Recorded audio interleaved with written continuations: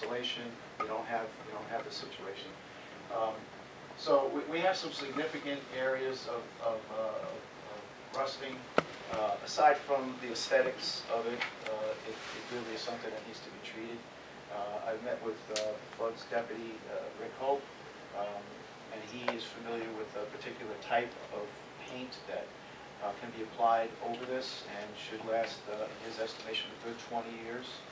And so the idea would be, let's get this roof painted first, and then take a look down the line, maybe a year or two, whether or not we can go with some insulation that would cut down any amount of water accumulating, which winds up dropping onto the ice. And so again, this would be a project that we'd like to get the funding for right away, and the rink actually will close this year, March 29th. And you know, if we did get approval at the next council meeting, you know, both guys are ready to roll, and we could get this project bid and maybe have a contract award by mid-April. And you know, it's about according to Rick, about a 3-month project. So that would put us right to the beginning of July, which is when we would need the rink again to accommodate some of the camps that we run down at the park. So it's critical that we move on this and we move in a fashion that works so that we don't lose any ice skating season. You know, obviously we can't afford to do that. And what would come to us on the March end, it would be just the paint project, not the insulation project? Correct. And the insulation is another. The insulation, we've got an estimate to be about another $80,000. And what does that entail? You insulate, but then have to put another... What happens is the corrugated steel, Right. which forms the roof itself, not the structure, would have a series of styrofoam insulation hung from there with enough air to pass through so that the fans, the ventilation fans, would move the hot air out of the facility. And I don't think you said how much the cost is of the painting. $225. That's with an oxide, which is a real good paint.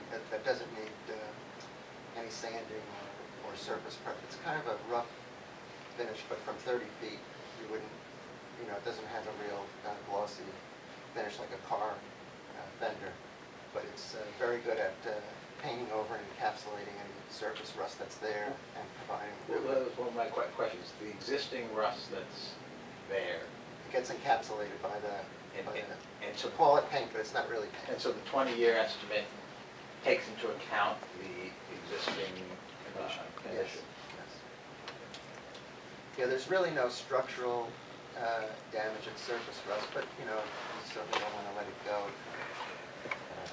turn into something at some point. But it's heavy gauge steel, so there's no danger, but it certainly isn't something we want to let go.